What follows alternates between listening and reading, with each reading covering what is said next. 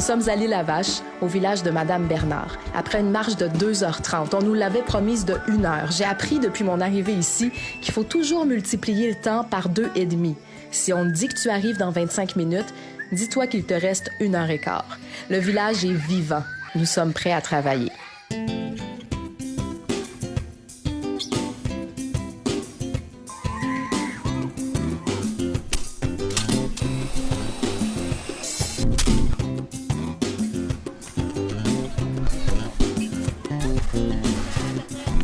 Ce qui m'attire dans des projets comme ça, je pense que c'est le dépassement de soi. J'avais l'impression de vivre un bootcamp intensif de 5 jours. C'est pas dans ce voyage-ci qu'on va prendre du poids. Il n'y a rien qui va pouvoir mettre en mots ce qu'on a vécu ici. C'est unique et indescriptible.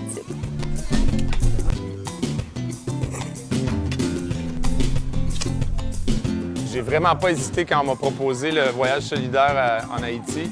C'est le genre de voyage que j'aime.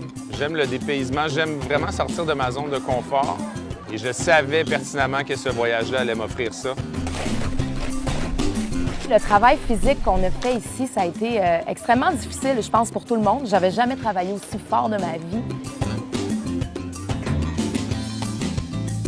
La 3e journée a été pénible, la 4e aussi, mais à un moment donné, en après-midi, on a décidé que c'était ça qu'il fallait terminer. Je pense que c'est une grande fierté. On en sort gagnant. C'était vraiment de se motiver, puis je pense que d'avoir un groupe, d'être là en gang, de se supporter, de chanter.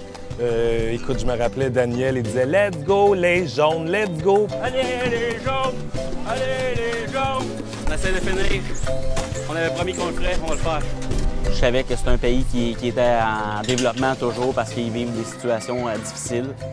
Ce que je sais maintenant, c'est que c'est quelque chose. C'est très, très, très, très différent de ce qu'on peut même imaginer chez nous. Ça, c'est clair. La gang est tellement formidable. On vit chaque jour, il y a des moments inoubliables.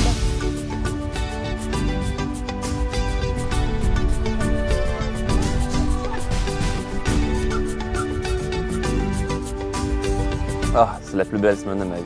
J'en ai fait des choses dans ma vie, mais je n'ai vécu des expériences, mais ça, là, j'ai tellement pas le goût que ça termine. Là.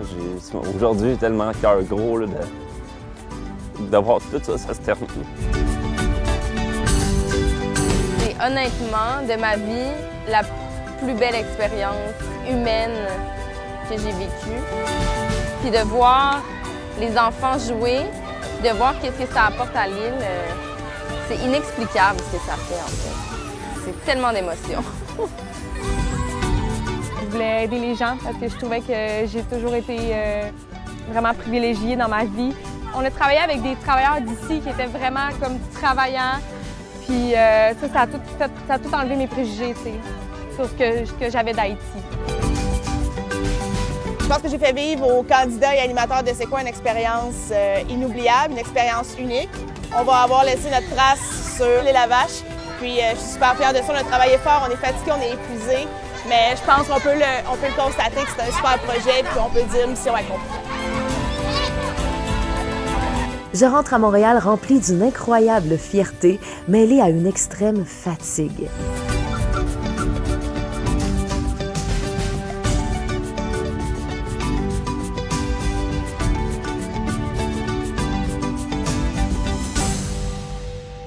Je ramène Serge, l'alter ego de Valérie, qui m'a fait pleurer de rire plusieurs fois par son franc-parler et sa coquetterie perdue. Je ramène la douceur de Flavie, la joie de vivre et les étirements du matin de Gabriel, l'humour sans filtre de Mario. Je me rappellerai l'importante présence de Daniel, toujours là pour me tenir la main principalement lors des allées en mer. Le presque parfait créole de Francisco et son âme de protecteur, le sourire de Patrick, éclatant même dans les pires moments. Le courage de Sylvie, la générosité d'Hélène et son amour sans fin pour son et la vache. Le leadership de Jonathan, toujours là pour tout le monde. Puis je garde l'image de ce terrain de jeu et de ce terrain de soccer rempli de rires et de yeux pétillants, juste avant notre départ. C'était une toute petite semaine, mais je pense qu'on a fait beaucoup. Je rentre à Montréal, le cœur un peu plus grand. Mes amis, Merci.